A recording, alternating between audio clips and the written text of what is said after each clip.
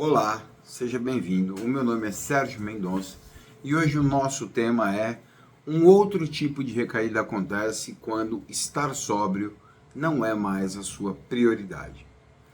O que acontece nesse momento? Dentro do processo de recuperação, a gente precisa entender que muita coisa acontece dentro desse processo chamado de recuperação, de restauração, de renovação. Esse processo de recuperação, ele depende exclusivamente da abstinência de drogas. Então, você está se recuperando de uma dependência química. Junto com essa dependência química, você vai apresentar desajustes emocionais, desajustes comportamentais, abandono de prioridades, abandono de responsabilidades, enfim. Então você entra num processo de recuperação e a grande luta que existe dentro desse processo é você não recair. Mas quando que nós recaímos? Quando que o dependente químico verdadeiramente recai? O dependente químico recai quando estar em sobriedade não é mais a sua maior prioridade. Isso acontece principalmente com os indivíduos que saem de um tratamento em regime de internação, voluntária, involuntária, não importa. Esse indivíduo volta para a sociedade, ele volta com uma sensação de missão cumprida e com a ideia de que eu terminei o meu tratamento. Consequentemente, esse indivíduo ele passa a priorizar agora ganhar dinheiro, se relacionar, estudar, trabalhar. Não que esses fatores não sejam importantes, pelo contrário, eles são extremamente importantes e eles têm que ser valorizados. Só que muitas vezes no processo de recuperação e no processo de recaída, o que acontece? As prioridades elas se invertem. O indivíduo ele começa a ficar já insatisfeito em pagar 180, 200 reais em uma sessão de terapia.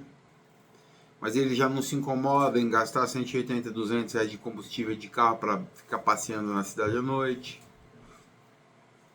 Esse indivíduo ele já não tem mais prioridade em tomar suas medicações, porque ele acha que ele já está bem.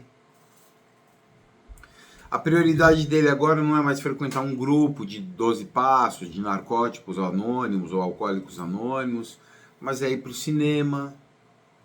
Não é mais ir numa igreja cuidar da sua espiritualidade ou a sua religião de preferência, mas é ir num parque de diversão. Então ele começa a ter a sensação de que ele tem uma vida normal agora, e que ele tem que viver essa vida normal.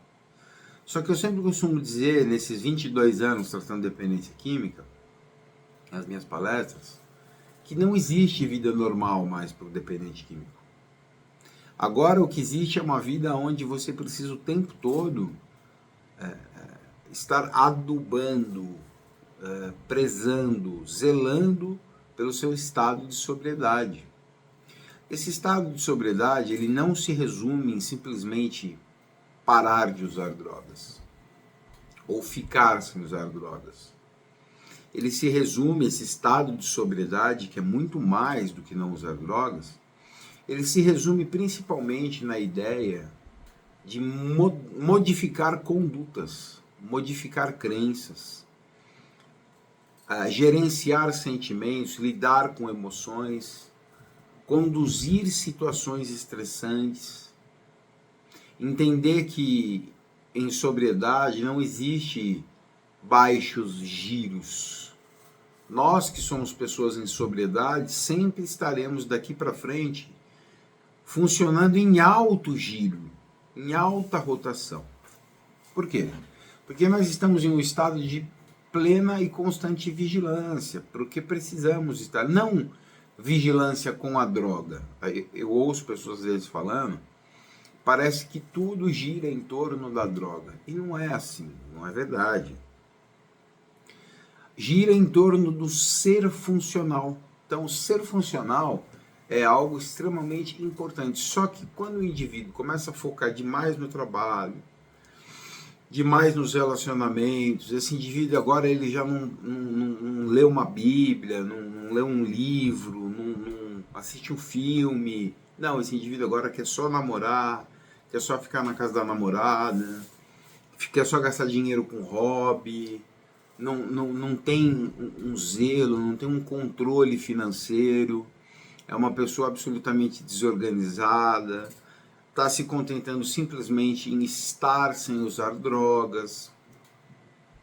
E quando o indivíduo ele passa a se contentar simplesmente com o fato dele não estar usando drogas, ele está se colocando em um alto risco de disfuncionar o seu estado de sobriedade.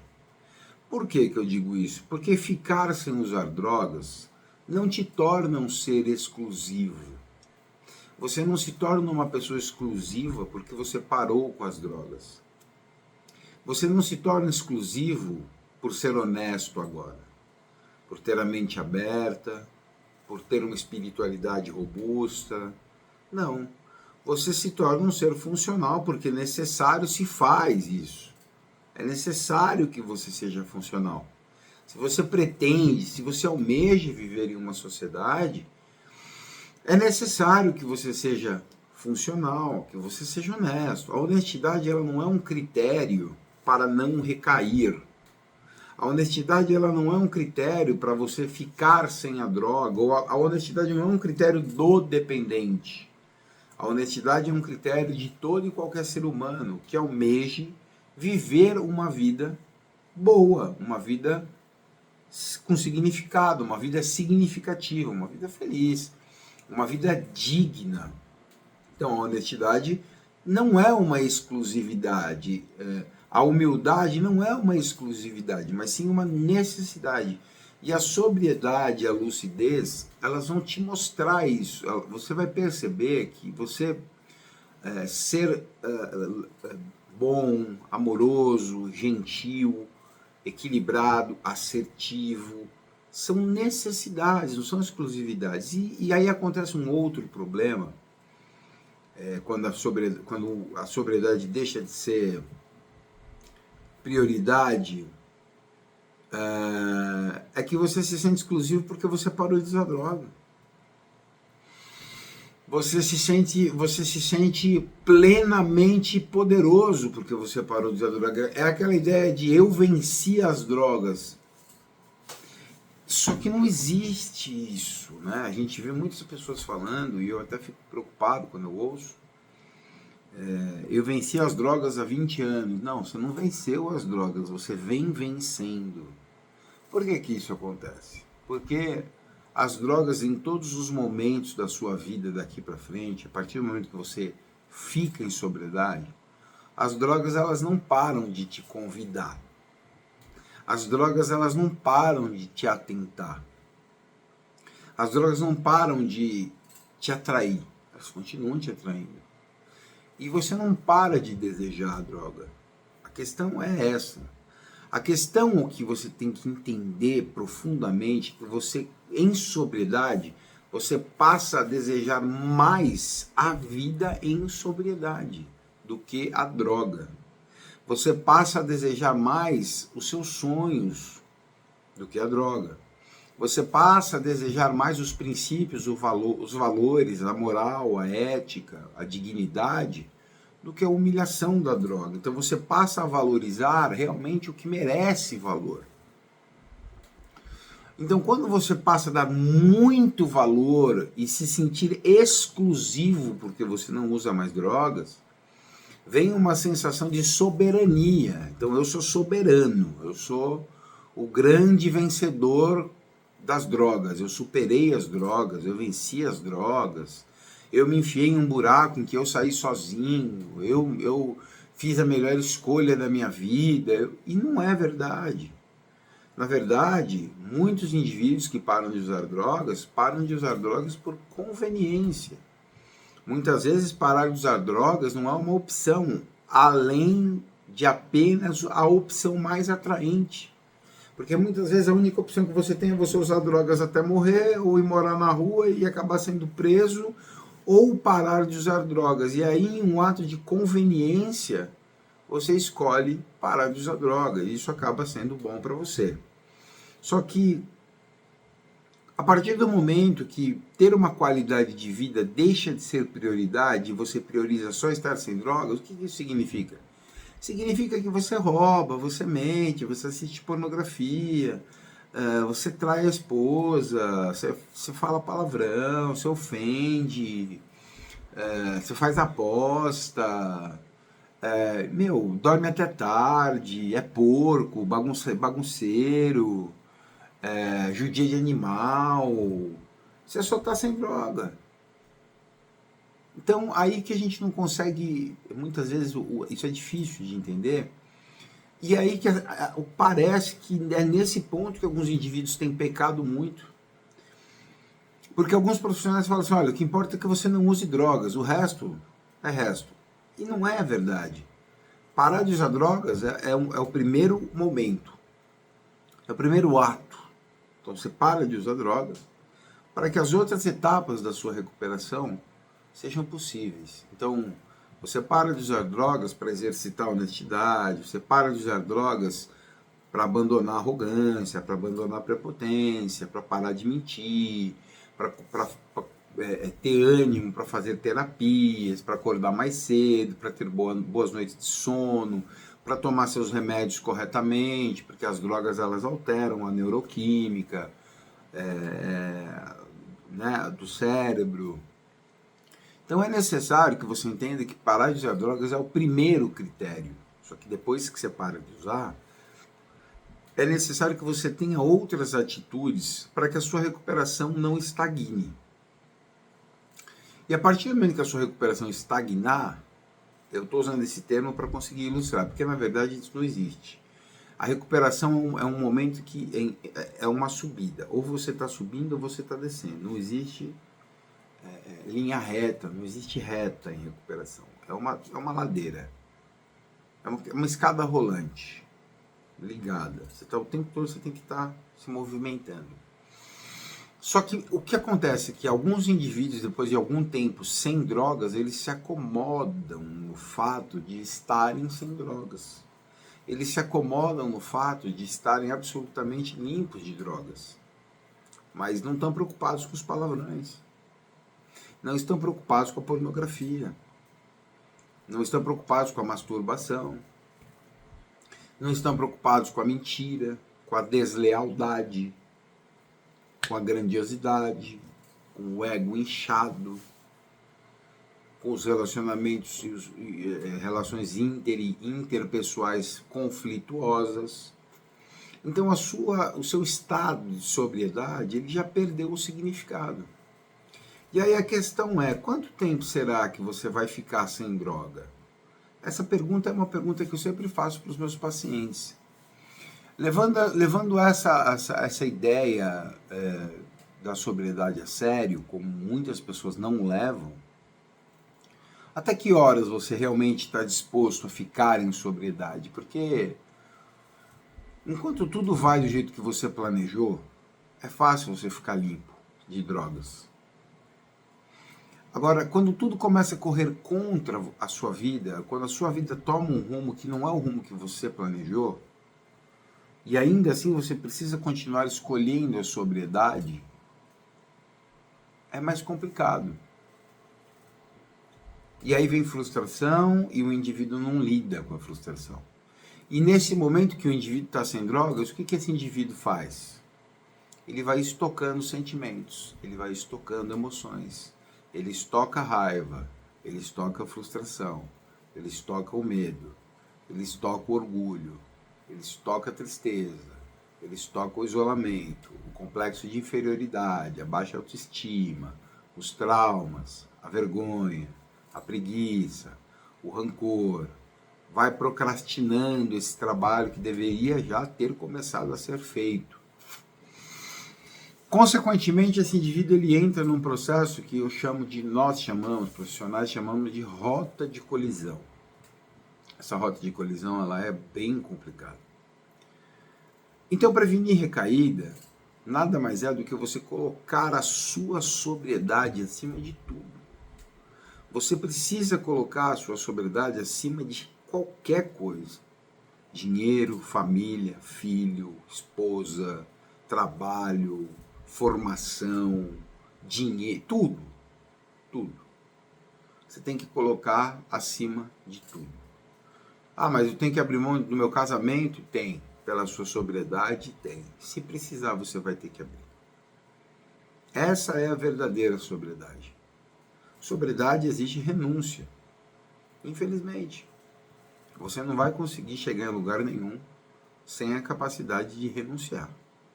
Você precisa aprender a renunciar. Você quer realmente se tornar uma pessoa diferenciada? Você vai se tornar essa pessoa diferenciada. Mas não simplesmente porque você parou de usar drogas. Você vai se tornar uma pessoa diferenciada porque você, além de parar de usar drogas, você abandonou comportamentos ruins e adotou comportamentos bons. Então você adentrou a um bom processo de sobriedade, não simplesmente um processo de abstinência. A abstinência é o simples fato de você estar abstêmio de uma substância química que altera a sua mente e o seu humor. Ok. Mas muitas vezes você não se abstém de atitudes, de atos, de comportamentos, de posturas, de condutas que trazem tantos problemas quanto as drogas, ou até mais. E isso é bem complicado, porque quando você está usando droga, você tem comportamentos inadequados, as pessoas até entendem, pô, o cara é drogado, tá? Dependente químico, ele vai agir dessa forma equivocada. Mas quando esse indivíduo não usa mais droga e continua agindo de modo inadequado, as pessoas não entendem, aí elas passam a atribuir esses comportamentos ao caráter. Então entender isso, eu falo muito, 90% do meu trabalho com dependentes químicos, as minhas palestras, as minhas terapias, são voltados para a prevenção de recaída, que é esse o tema da nossa aula aqui hoje.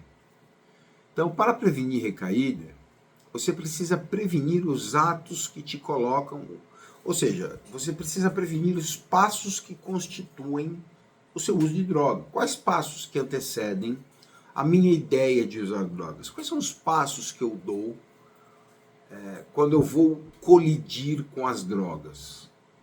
O que eu começo a fazer antes de me drogar? Então, antes de me drogar, eu tenho atitudes, eu tenho comportamentos. O que eu começo a fazer? Eu começo a mentir, eu começo a ver pornografia, eu começo a falar palavrão, eu começo a ficar desleixado, eu paro de estudar, eu abandono a espiritualidade. Então, quando você consegue ter você desenvolve a capacidade de identificar os passos que constituem o processo de recaída, você muito provavelmente vai entrar numa técnica, numa teoria que nós trabalhamos, que se chama sinais de aviso de disfunção interna e externa. Não é sinal de aviso de recaída. Algumas pessoas vão ensinar sinais de aviso de recaída. Não. É sinal de aviso de disfunções internas e externas.